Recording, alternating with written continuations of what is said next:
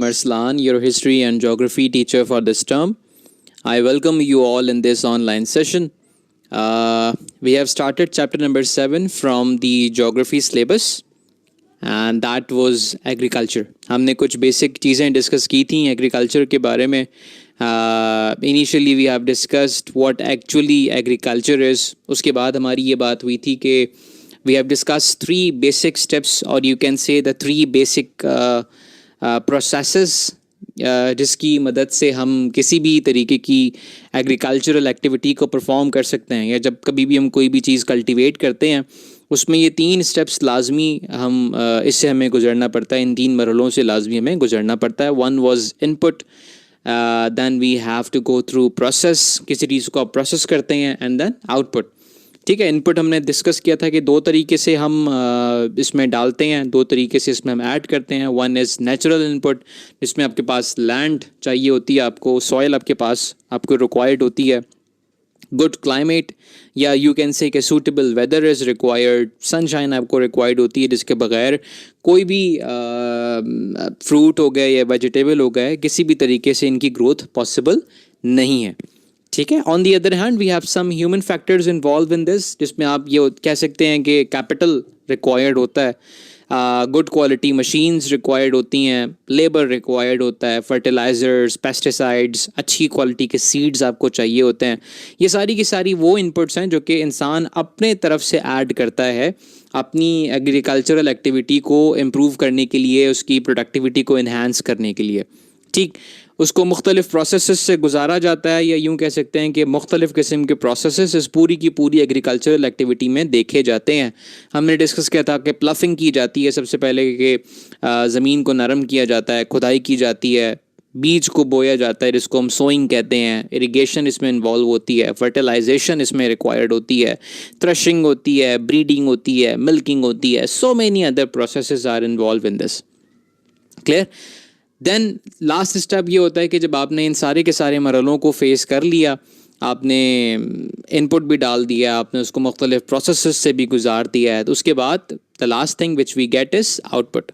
ठीक है, ये भी यानी कि फाइनल प्रोडक्ट जो होता है वो हमें मिलता है. ये सारी की सारी बातें लास्ट क्लास में हो चुकी हैं. लास्ट क्लास में हमने ये भी डिस्कस किया था कि what actually is rabi crop and kharif crops. Rabi crops are basically known as the winter crops, जो कि अक्टूबर नवंबर के अंदर कल्टीवेट किया जाता है, और इनकी जो कटाई होती है वो आमतौर पे अप्रैल मई के सीज़न में होती है, यानी कि गर्मी आने से पहले पहले. Wheat is a very common example of rabi crops. Kharif crops की अगर हम बात करें तो इसकी बिल्कुल वाइस वर्सा समर क्रॉप्स कहलाती हैं, जिसकी कल्टीवेशन जो है वो आप सख्त गर्मियों के अंदर करते हैं, मई जून के अंदर, और इनकी जो हार्वेस्टिंग होती है वो अक्टूबर नवंबर में होती है, यानी कि सर्दियाँ आने से पहले पहले इनकी कटाई हो जाती है. ठीक, इनकी कुछ कैरेक्टरिस्टिक्स हमने लास्ट क्लास में डिस्कस की थी, चंद एक आपके साथ अभी डिस्कस कर लेता हूँ. कि रबी क्रॉप्स में हमने ये देखा था कि they do not need much amount of water, जबकि खरीफ क्रॉप्स के बारे में ये बात कही जाती है कि इनको बहुत ज़्यादा अमाउंट के अंदर वाटर रिक्वायर्ड होता है. ठीक है, राइस हो गए, कॉटन हो गए, ये बड़ी कॉमन सी एग्जांपल होती हैं खरीफ क्रॉप्स की. मूविंग ऑन, हमने देखा था कि there are basically 3 types of farming. Small scale, subsistence. ठीक है, सबसिस्टेंस का वर्ड जहाँ भी कहीं आ जाएगा आपने समझ लेना है कि something which is being done, यानी कि कोई भी activity which is being done on a very small scale, on a very limited scale. एक ख़ास इलाके की रिक्वायरमेंट को फुलफ़िल करने के लिए जहाँ भी कोई एक्टिविटी को परफॉर्म किया जाएगा, whether it is fishing, it is farming, it is forestry, anything limited scale पे जहाँ भी होगी वहाँ पे आपने इसको सबसिस्टेंस का वर्ड यूज़ कर लेना. Then we have cash crop farming and lastly we have livestock farming. ठीक, वन बाय वन करके हम इन सबको डिस्कस करेंगे.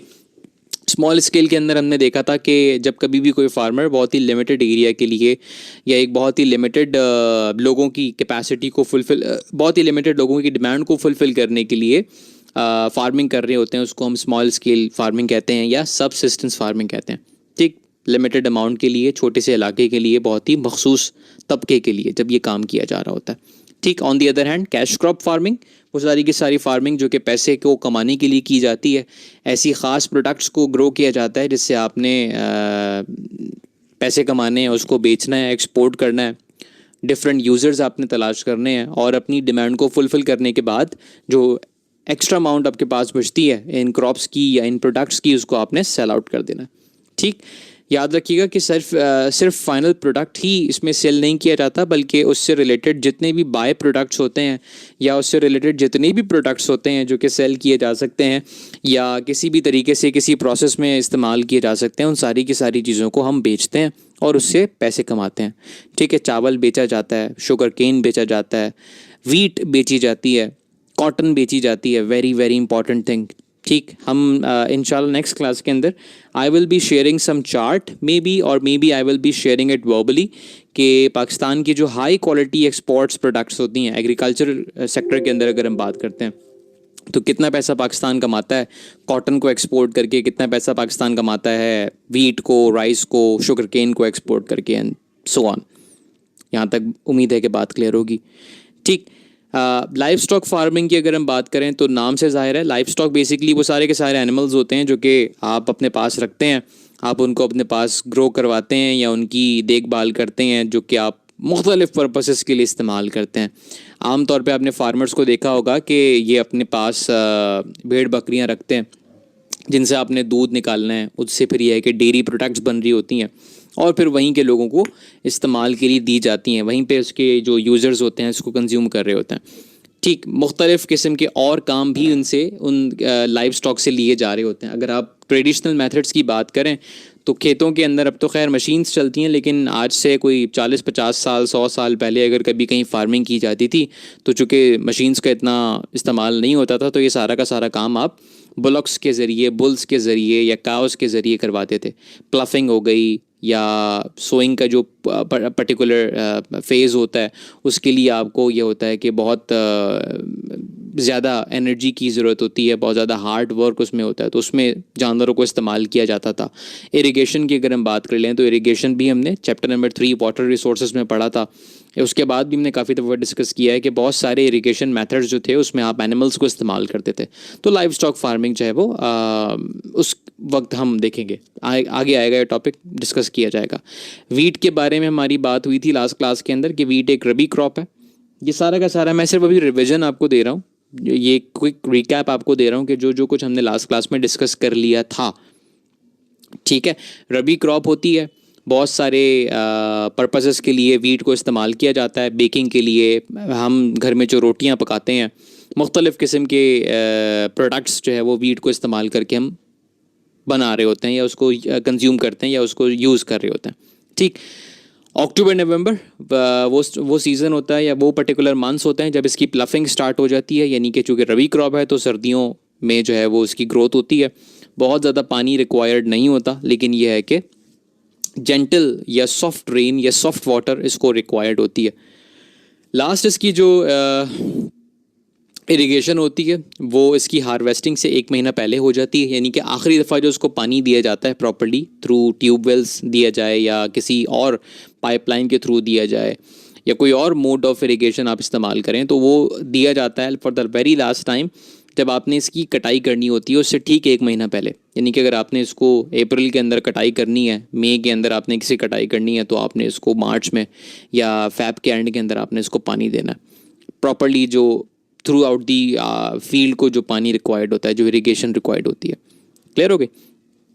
इसके लिए अगर हम ये देख लें कि एक चार्ट या यू कैन से कि द बेसिक रिक्वायरमेंट्स, ये जब नोट्स आपके साथ शेयर किए जाएंगे तो ये चार्ट भी और ये सारी की सारी चीज़ें आपके साथ शेयर कर ली जाएंगी कि रेनफॉल किस तरह की रिक्वायर्ड होती है। तो भाई हम अभी डिस्कस कर चुके हैं कि बहुत ही जेंटल या बहुत ही सॉफ्ट किस्म की इसको इरिगेशन रिक्वायर्ड है, तो ऑब्वियस ही बात है कि बहुत सॉफ्ट रेनफॉल यहाँ पे रिक्वायर्ड है।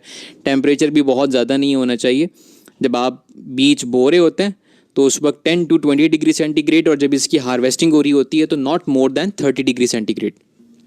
सॉइल की अगर हम बात कर लें तो भाई क्वाइट ऑब्वियस कि फर्टाइल सॉइल रिक्वायर्ड है। अलूवियल किस्म की सॉइल होनी चाहिए जिसमें डिफरेंट मिनरल्स इन्वॉल्व होने चाहिए, बहुत सारे मिनरल्स, बहुत सारे ऐसे सब्सटेंसेस जो कि किसी भी क्रॉप की या किसी भी तरह के या किसी भी तरीके से किसी भी एग्रीकल्चरल प्रोडक्ट की ग्रोथ के लिए बड़े अच्छे होते हैं। तो उस तरह की सॉइल आपको यहाँ पे रिक्वायर्ड है।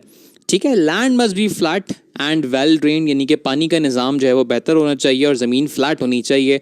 इर्रेगुलर या रफ सरफेस पे जो है वो आप कभी भी वीट की कल्टीवेशन नहीं कर सकते। Sunshine again very very important product. उसके बगैर आपने किसी भी तरीके से कोई भी एग्रीकल्चर प्रोडक्ट नहीं लगा सकते। टॉकिंग अबाउट दोज एरियाज़ जहाँ पे हमें वीट की कल्टीवेशन ज़्यादा नज़र आती है, या जो वीट ग्रोइंग एरियाज़ हैं, इनके नाम आपको याद रखने ज़रूरी हैं, एग्ज़ाम में अक्सर आपसे पूछे जा सकते हैं। एग्ज़ाम बेस्ड क्वेश्चंस जो हैं वो इंशाल्लाह हम अपनी कमिंग क्लासेस के अंदर डिस्कस करेंगे कि किस तरीके से एग्ज़ाम में आपसे इस पर्टिकुलर चैप्टर से रिलेटेड क्वेश्चन पूछे जाते हैं। लेकिन आप फ़िलहाल for the time being basically आप ये बता सकते हैं कि पाकिस्तान के चारों ही प्रोविंसेस के अंदर वीट की ग्रोथ जो है वो देखी जा रही होती है। पंजाब में अगर आप मेन सिटीज़ की बात करते हैं तो फैसलाबाद, मुल्तान, बहावलपुर, मुजफ्फरगढ़, उकाड़ा, झंग, ये बहुत सारे ऐसे एरियाज़ हैं जहाँ पे हमें वीट की ग्रोथ होती हुई नज़र आ रही होती है। इसके अलावा पोटवार प्लेट्यू पे भी हमें वीट की कल्टीवेशन नज़र आती है, लेकिन वहाँ पे चूँकि प्रॉपर इरिगेशन का कोई निज़ाम नहीं है, मेनली जो वाटर सोर्स पे इन्हिसार किया जाता है दैट इज़ ओनली रेनफॉल, कि अगर वहाँ पे रेनफॉल अच्छी हो जाती है तो पोटवार प्लेट्यू का भी जो रीजन है वहाँ पे भी हमें वीट की कल्टीवेशन देखने में नज़र आ रही होती है। सिंध में अगर हम बात करते हैं तो नवाबशाह, खैरपुर, घोटकी, सांगड़, मीरपुर ख़ास। KPK में अगर आप देखें तो डेरा इस्माइल ख़ान, पेशावर, चारसदा, सवाबी, कोहाट। बलूचिस्तान में अगर आप देखते हैं तो Jafarabad, Khuzdar, they all are considered to be the wheat producing areas. Clear? If you have any question related to anything जो हम डिस्कस करते चले जा रहे हैं तो आप चैट बॉक्स में लिख सकते हैं, and I will be answering you may be by the end of this class, और मे बी पॉसिबल कि ड्यूरिंग द टॉपिक या ड्यूरिंग द लेक्चर भी मैं आपको वाया चैट या वर्बली जो है वो आपके क्वेश्चंस को आंसर करता चलूँ। ठीक, the next product which we are going to talk about, very very important, that is rice. ठीक, राइस के बारे में कहा जाता है कि that is a kharif crop and considered to be the very very important cash crop. ठीक, इस पर्टिकुलर क्रॉप से पाकिस्तान जो है वो बहुत हाई अमाउंट के अंदर फॉरेन एक्सचेंज में डील करता है, बहुत ज़्यादा हम इससे रेवेन्यू कमा रहे होते हैं बाय एक्सपोर्टिंग राइस। ठीक, वैसे तो और भी बहुत सारे प्रोडक्ट्स हैं जिसको हम एक्सपोर्ट करते हैं, लेकिन rice is considered to be, या cotton is considered to be, या sugar cane is considered to be high revenue generating products. Clear? Punjab में, सिंध में बहुत अच्छी क्वालिटी का राइस हम प्रोड्यूस करते हैं और कमर्शियली जो है वो उसको सेल आउट किया जाता है डिफरेंट एरियाज़ में, डिफरेंट रीजन्स के अंदर। यहाँ पे ये बात याद रखिएगा कि राइस आपके पास वो पर्टिकुलर क्रॉप है जिसकी कल्टीवेशन के लिए या जिसकी ग्रोथ के लिए आपको plenty amount of water required होता है। दैट इज़ द रीज़न कि इसको गर्मियों के टाइम पे सोन किया जाता है, ताकि जो मॉनसून रेनफॉल होती है उसकी वजह से इसको सफिशेंट अमाउंट के अंदर वाटर मिल सके, और प्रॉपर इरिगेशन के थ्रू भी इसकी वाटर सप्लाई को मेक श्योर किया जाता है। ठीक है, छोटे एरियाज़ की अगर हम बात करते हैं या नॉर्दर्न एरियाज़ की अगर हम बात करते हैं तो वहाँ पे टेरेस फील्ड्स के अंदर जो है वो राइस की फार्मिंग हो रही होती है। आप ये पिक्चर देखेंगे कि टेरेस के तरीके से, यानी कि स्लोपी जो पोजीशन होती है, स्लोपी ग्राउंड्स जो होते हैं जिस पे डिफरेंट तरीके की आप ये कह सकते हैं कि लेवल्स बने हुए होते हैं, या डिफरेंट किस्म के जो है वो प्रॉपर स्टेप्स बने हुए होते हैं, वहाँ पे जाके आप राइस की कल्टीवेशन कर रहे होते हैं। राइस के हवाले से कुछ इम्पॉर्टेंट फैक्ट्स एंड फिगर्स भी अगर मैं आपके साथ शेयर करूं तो इसमें आप ये जान सकते हैं कि पाकिस्तान के अंदर जो है वो राइस बहुत अच्छी क्वालिटी का प्रोड्यूस किया जा रहा होता है, और बहुत ज़्यादा अमाउंट के अंदर पाकिस्तान राइस को एक्सपोर्ट भी करता है।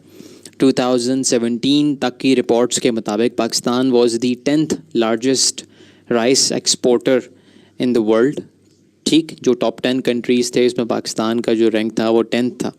ठीक है, सॉरी, राइस प्रोड्यूसिंग कंट्रीज़ के अंदर, I am sorry, rice producing countries में पाकिस्तान का जो रैंक था वो नंबर 10 पे था इन द ईयर 2017 तक। ठीक है, उसके बाद की कोई रिपोर्ट मेरी नज़र के सामने से गुजरी नहीं है कि पाकिस्तान ने मज़ीद जो है वो इम्प्रूवमेंट कुछ दिखाई है या उसमें कुछ इम्प्रूवमेंट नहीं आई है। ठीक है, लेकिन यह है कि 2019 के कुछ रिकॉर्ड्स मेरे पास हैं, और उसके मुताबिक जो है वो पाकिस्तान की एक्सपोर्ट्स के अंदर पिछले 5 सालों में थोड़ी सी जो है वो डिक्लाइन फेज़ जो है वो देखा गया।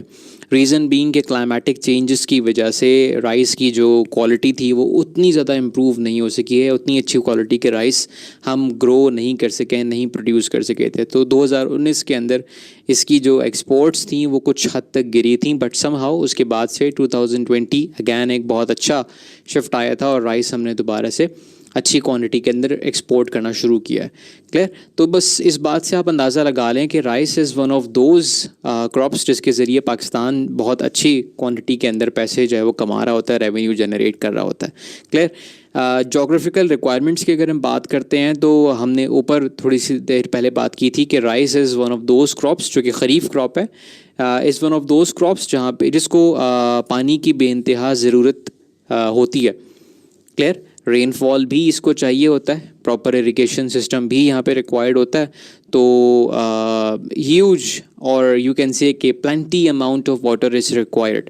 कम से कम कहा जाता है कि 2000 मिलीमीटर अगर रेनफॉल हो जाती है मॉनसून सीज़न के अंदर तो ये एक आइडियल क्वांटिटी होती है। जितनी अमाउंट ऑफ वाटर राइस की क्रॉप्स को चाहिए होता है ये एक आइडियल अमाउंट है। 1500 से या 1800 से 2000 मिलीमीटर रेनफॉल अगर हो जाती है।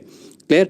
टेम्परेचर की अगर हम बात करते हैं तो at the time of sowing, जिस टाइम पे ये इसकी प्लफिंग की जाती है, सोइंग की जाती है, तो कहा जाता है कि 30 to 35 degree centigrade is the time जब आपने इस टेम्परेचर के अंदर राइस की कल्टीवेशन स्टार्ट कर देनी है। ठीक? और यह है कि उसके साथ साथ वार्म और ड्राई वेदर रिक्वायर्ड है जब कभी भी इसकी हार्वेस्टिंग हो रही होती है। यानी कि जो विंटर सीज़न आने से पहले का जो टाइम होता है उसमें जो ड्राई वेदर होता है ना, उसके अंदर आप राइस की हार्वेस्टिंग, राइस की कटाई वगैरह शुरू कर देते हैं। Again alluvial soil is required, that soil जिसके अंदर बहुत सारे मिनरल्स ऐड ऑन होते हैं, या जो यूँ कह सकते हैं कि दरियाओं का जो पानी होता है या जो पहाड़ों से पानी होता हुआ आता है। लेवल ग्राउंड इज़ रिक्वायर्ड और अनइवन ग्राउंड, रफ सरफेस, इसमें आप ये कह सकते हैं कि राइस की जो ग्रोथ है वो बहुत अच्छी नहीं हो सकती है। ठीक?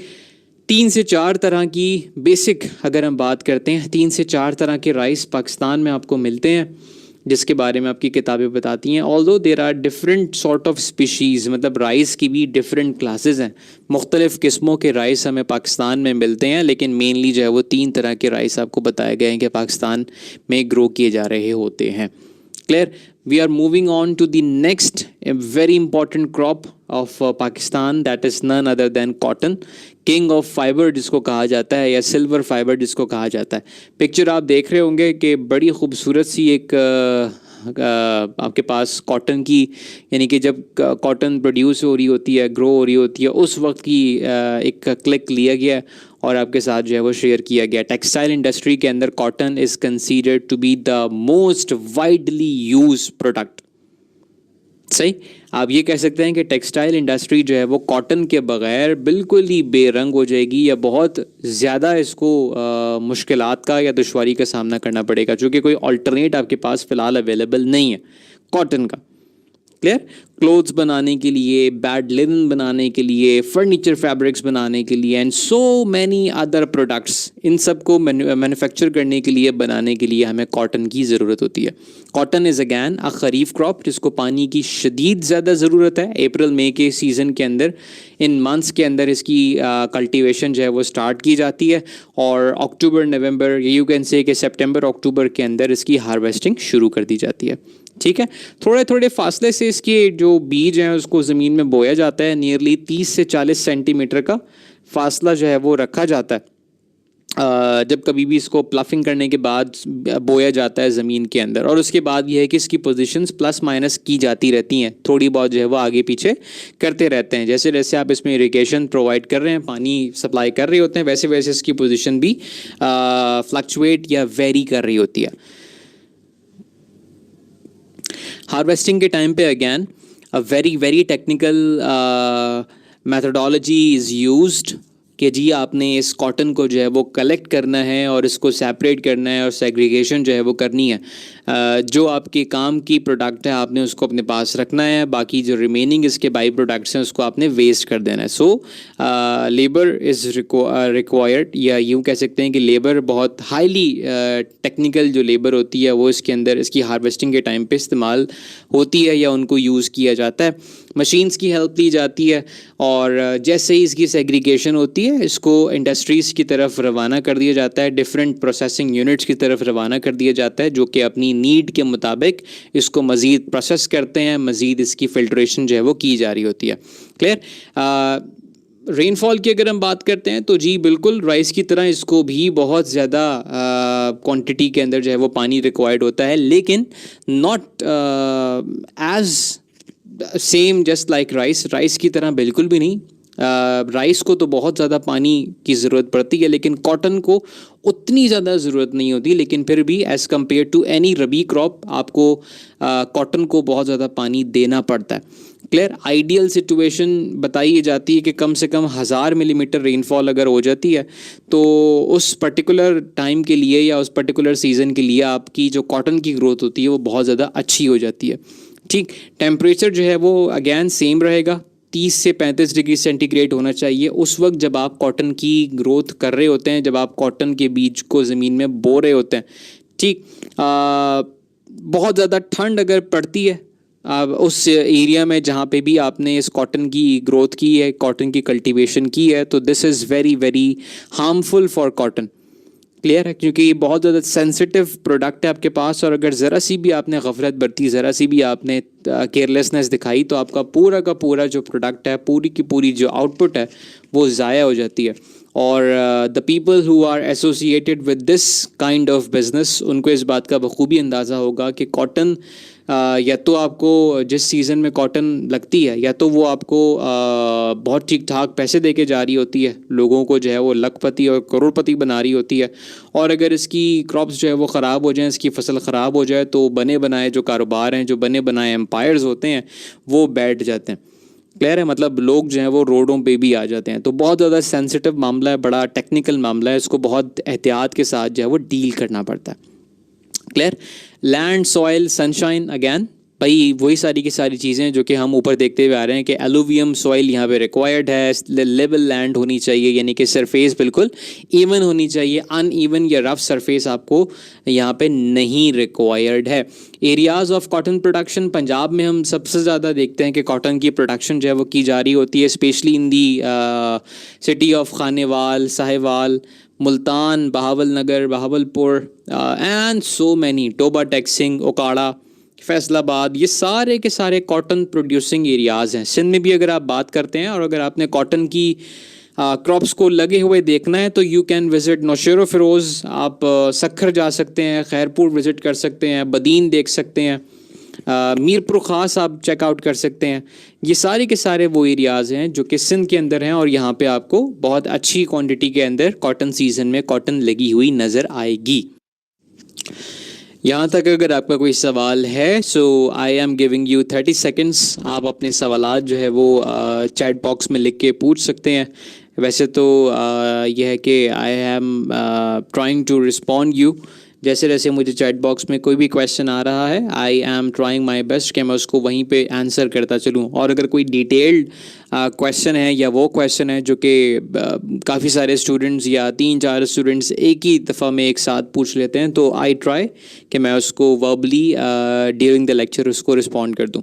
फिर भी you have 30 seconds to go. If you have anything to ask you can ask मी.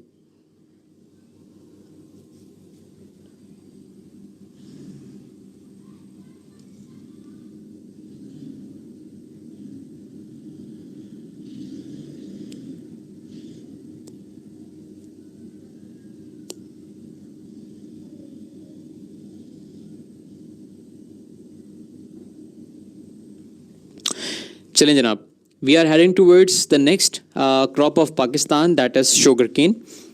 हम सब जानते हैं गन्ने की जो फसल होती है very very important for the production of white sugar, brown sugar, गुड़ या इससे मिलती जुलती जितनी भी प्रोडक्ट्स हम बनाते हैं उसकी प्रोडक्शन के लिए जो शुगर केन है वो कितना ज़्यादा ज़रूरी है.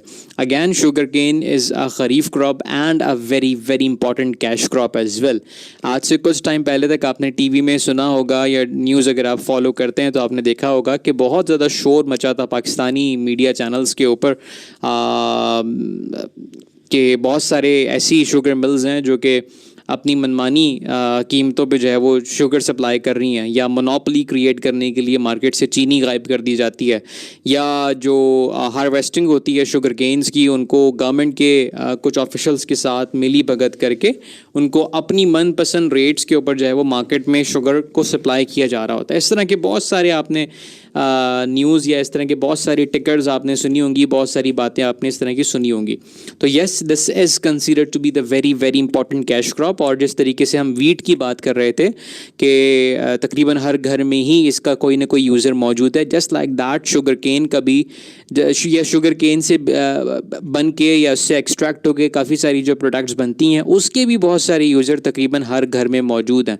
चाय तकरीबन हर घर में पी जाती है, कोई ना कोई जूस तकरीबन हर घर में इस्तेमाल होता है, कोई ना कोई ऐसी मीठी चीज़ हर घर में इस्तेमाल होती है जिसके अंदर आपने शुगर को लाजमी ऐड करना होता है, चाहे आप उसको गुड़ की फॉर्म में करें, चाहे आप उसको ब्राउन शुगर की फॉर्म में करें या वाइट शुगर की फॉर्म में करें. क्लियर? शुगर केन की क्रॉप्स के बारे में कहा जाता है कि जब इसके स्टॉक्स लगाए जा रहे होते हैं तो 30 सेंटीमीटर्स का फासला जो है वो रखा जाता है. एक बिल्कुल लीनियर पोजीशन के अंदर इसकी क्रॉपिंग की जा रही होती है और 30-30 सेंटीमीटर के 30 to 50 सेंटीमीटर का डिस्टेंस इनके दरमियान में रखा जाता है. अप्रैल मई का वो सीज़न होता है जिसमें इसकी प्लाफिंग करके और इसकी सोइंग स्टार्ट कर दी जाती है. ठीक, मानसून सीज़न के अंदर जो रेनफॉल होती है इनको भी याद रखिएगा कि अच्छी अमाउंट के अंदर पानी रिक्वायर्ड होता है. नियरली 1500 से 1800 मिलीमीटर अगर रेनफॉल होती है किसी इलाके में, या जो वाटर रिसोर्सेज हैं आपके पास, या जो मोड ऑफ इरिगेशन है, अगर आप इसके थ्रू इनको नियरली 1500 मिलीमीटर मिनिमम अगर पानी सप्लाई कर देते हो तो ये एक आइडियल रिक्वायरमेंट है वाटर की जो कि आपने फुलफ़िल कर दी है. उसके बाद आप ये एक्सपेक्ट कर सकते हो कि अगर आपका वेदर बहुत सूटेबल है, आपकी लैंड बहुत अच्छी है, तो आपकी शुगर केन की जो ग्रोथ है वो बहुत ज़्यादा इम्प्रूव होने वाली है या बहुत ज़्यादा अच्छी होने वाली है. क्लियर? इसके जो प्लांट्स होते हैं शुगर केन की अगर हम बात करते हैं, it can rise up to 6 to 8 feets, तकरीबन मैक्सिमम जो रेंज आ रही होती है. अब देखें हर एरिया की जो प्रोडक्ट है, जो शुगर केन की रेंज है, जो उसकी हाइट है वो डिफरेंट है. पंजाब में जो एटमॉस्फेयर है, जो लैंड है, जो वाटर है वो डिफरेंट है, तो उसकी प्रोडक्टिविटी क्या इम्पैक्ट डिफरेंट होगा. सिंध का डिफरेंट है, लेकिन ये बताया जाता है कि ऑन एवरेज 6 से 8 फीट तक एक आम से जो शुगर केन के प्लांट की हाइट होती है वो इतनी ही होती है. क्लियर? टेक्निकल लेबर या यू कैन से कि एक्सपर्ट लेबर रिक्वायर्ड होते हैं जब कभी भी शुगर केन की हार्वेस्टिंग की जा रही होती है. इसकी जब कटाई की जाती है तो ये कोई आसान सा कोई काम नहीं है, या कोई ऐसा काम नहीं है कि कोई भी जो है वो जाए और खेतों के अंदर इसकी कटाई शुरू कर दे. मैनुअल लेबर चाहिए होती है और टेक्निकल लेबर चाहिए होती है कि कहाँ से आपने इसकी कटाई करनी है और किस तरह से आपने इसको प्रिजर्व करना है. जैसे ही आपने इसकी क्रॉप्स की हार्वेस्टिंग की है, फ़ौरन से इसको शुगर मिल्स की तरफ रवाना कर दिया जाता है so that it can be process, it can be polished, और इसके अंदर से जो भी न्यूट्रिएंट्स आपको रिक्वायर्ड हैं आप उसको फुलफ़िल कर सकें. क्लियर? अगर ट्रांसपोर्टेशन ऑफ शुगर केन थोड़ी सी भी डिले हो जाती है तो जो शुगर कंटेंट होता है वो आहिस्ता आहिस्ता करके कम होना शुरू हो जाता है. ठीक, आहिस्ता आहिस्ता करके जो गन्ना होता है वो आहिस्ता आहिस्ता करके सूखना शुरू हो जाता है. और अगेन जितना आउटपुट आपको प्रोसेसिंग के बाद शुगर मिल्स को रिक्वायर्ड होता है वो आउटपुट उनको मिल नहीं पाता, जिसको आप ये कह सकते हैं कि आहिस्ता आहिस्ता करके गन्ने की जो क्वालिटी है वो ख़राब होनी शुरू हो जाती है, वो डिक्लाइन होना शुरू हो जाती है. रेनफॉल की मैं आपको जोग्राफिकल रिक्वायरमेंट्स की अगर हम बात करते हैं तो रेनफॉल की मैं आपको रेंज बता चुका हूँ कि नियरली 1500 से 1800 मिलीमीटर रेनफॉल या अमाउंट ऑफ वाटर जो है वो शुगर केन को रिक्वायर्ड होता है फॉर इट्स प्रोडक्शन, इसकी ग्रोथ को करने के लिए. ठीक, temperature not more than 35 degree centigrade. जब कभी भी आप इसकी प्लाफिंग करते हैं, इसको बीच इसके ज़मीन में इसकी सोइंग कर रहे होते हैं, the temperature should not be more than 35 degree centigrade. ठीक है? और इसकी कटाई के टाइम पे अगैन ड्राई वेदर होना चाहिए और उसी वेदर के अंदर या उसी पर्टिकुलर मौसम के अंदर आपने इसकी हार्वेस्टिंग करनी होती है। लेवल लैंड यहाँ पे आपको चाहिए होती है, अलूवियम सॉइल आपको चाहिए होती है, सो दैट बहुत अच्छी ग्रोथ जो है वो आपको शुगर केन की नज़र आ सके। I am skipping one or two, you can say crops and leaving it to you. You can have a look on your books. आप इसको किताबों में इसको देख के पढ़िएगा। If you find any question related to it, हम जब अपनी नेक्स्ट क्लास करेंगे then you can ask that question to me in the next class. थोड़ा सा टाइम को हम सेव करेंगे and we are quickly heading towards fruit farming. ठीक है, अभी तक हम डिस्कस कर रहे थे कि जितनी भी क्रॉप्स हैं उसकी फार्मिंग किस तरीके से होती है। We are quickly heading towards fruit farming. Basically Pakistan की एग्रीकल्चर सेक्टर का एक ऐसा सेगमेंट है जो कि हमारी एग्रीकल्चर सेक्टर को बड़ा डायनामिक बना रहा होता है। ठीक है, और इसी पर्टिकुलर सेगमेंट की वजह से पाकिस्तान की एक्सपोर्ट्स या पाकिस्तान का जो रेवेन्यू है या पाकिस्तान की जो इनकम है समहाउ उसके अंदर एक बड़ा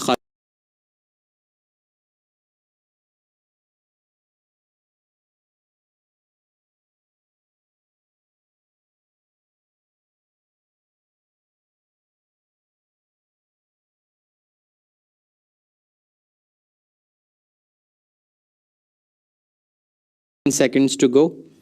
I am waiting for your answers.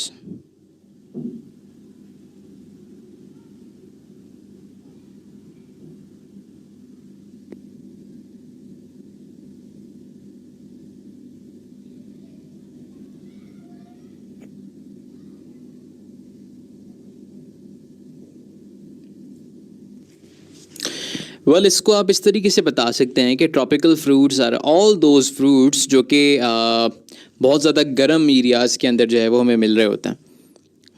ठीक है, या गर्म सीज़न के अंदर जो है वो ये सारे के सारे फ्रूट्स हमें मिल रहे होते हैं।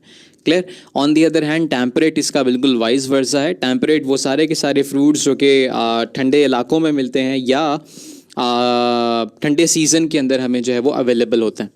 ठीक, तो tropical somehow which is near to the equator, Pakistan भी जो है वो ट्रॉपिकल जोन से बिल्कुल थोड़ा सा ऊपर टेम्परेट जोन के अंदर फॉल करता है, जिसका जो साउदर्न पार्ट है उसमें आप कुछ हद तक कह सकते हैं कि इंटेंसिटी ऑफ हीट या इंटेंसिटी ऑफ जो गर्मी की शिद्दत है वो थोड़ी सी ज़्यादा एक्सपीरियंस की जा रही होती है। रीज़न बीइंग कि पाकिस्तान का जो साउदर्न साइड है वो इक्वेटर से नज़दीक है as compare to the northern side. Clear. तो सारे के सारे वो फ्रूट्स जो कि अवेलेबल हों आपको ठंडे सीज़न के अंदर they are consider to be the temperate fruits, जिसकी कॉमन एग्जांपल अगर मैं आपको देना चाहूँ टेम्परेट फ्रूट्स की तो बहुत ज़्यादा कॉमन आपके पास मिल जाती है। एप्पल की, एप्रिकॉट की, ग्रेप्स हो गए, ये सारे के सारे वो फ्रूट्स हैं जो कि आपको ठंडे सीज़न के अंदर मिलते हैं। या अगर मैं इलाके आपको बताना चाहूँ, स्पेसिफाई करना चाहूँ तो पंजाब में रावलपिंडी है, KPK के अंदर मानसहरा है ठंडा इलाका, बलूचिस्तान में कोयटा है हाइट के ऊपर है। ठीक, कोयटा से आपको बड़ी अच्छी क्वालिटी के जो है वो एप्रिकॉट मिल रहे होते हैं और काफ़ी सारे और आपको आलमंड्स हो गए या इस तरह के ड्राई फ्रूट्स जो है वो समहाउ मिल रहे होते हैं। Clear. On the other hand अगर हम ट्रॉपिकल फ्रूट्स की बात करते हैं तो ट्रॉपिकल फ्रूट्स के अंदर आपको dates, mangoes, citrus fruits like orange वगैरह हो गए, लेमन वगैरह हो गए, ये सारे के सारे फ्रूट्स आपको गर्मी के सीज़न में वार्म टू हॉट क्लाइमेट जब होता है उसमें इनकी ग्रोथ भी होती है और तभी जो है वो इनकी अवेलेबिलिटी हमें देखने में आ रही होती है। ऑल ओवर पाकिस्तान तकरीबन जो है वो ये सारे के सारे फ्रूट्स ट्रॉपिकल हों या टेम्परेट हों इनकी ग्रोथ होती है और ग्रोथ हमें दिख रही होती है। क्लियर। हम आज की क्लास को फ़िलहाल यहाँ तक रखेंगे। In the next class will be starting with livestock farming and some of the remaining topics of this chapter, और इंशाल्लाह नेक्स्ट क्लास के अंदर हम चैप्टर नंबर 7 को वाइंड अप कर देंगे and hopefully if we get some time so we will be discussing chapter number 10 from your history side, that will be the last chapter of your syllabus. Chapter number 7 geography के बाद geography syllabus will be completed. Chapter number 10 history के बाद history syllabus will be completed. To all those students जो कि इस बात को कह रहे हैं कि सिलेबस आपका बहुत सारा है, एग्ज़ाम में किस तरह से तैयारी करेंगे, तो भाई इस बात को प्लीज़ ध्यान में रखिए। You all are staying at home, you are not doing anything, you are not coming to school for the time being. Exams होंगे तो यस आपको आना पड़ेगा, लेकिन फिलहाल आप सब लोग अपने अपने घरों पे हैं. So this is the high time when you have nothing to do. Please make yourself prepared for all these things. I will try to conduct some of the classes, like revision classes or something, but what will be the schedule, what will be the like medium of taking these classes, will it be free, will it be paid, I will let you know over the WhatsApp group. या अगर individual भी कोई पूछना चाहता है, मैं individually बहुत सारे स्टूडेंट्स को जवाब दे भी चुका हूँ कि इस तरीके से होगी. तो इट विल बी अनाउंस, लेकिन ये है कि I will be conducting some revision sessions. इसके बारे में डिटेल्स जो होंगी वो इंशाल्लाह आपके साथ शेयर कर ली जाएंगी. फिलहाल if you have any other question, you have some time to go, आप वो सवालात मुझसे पूछ सकते हैं.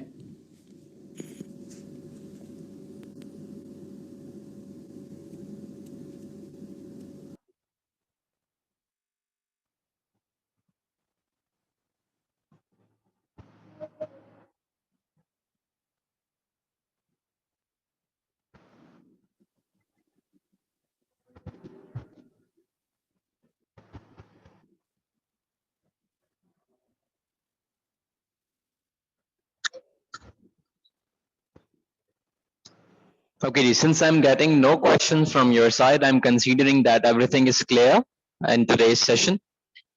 So we are stopping here, or inshallah in the next class we'll be completing chapter number 7 and hopefully we'll be starting chapter 10 from the history side.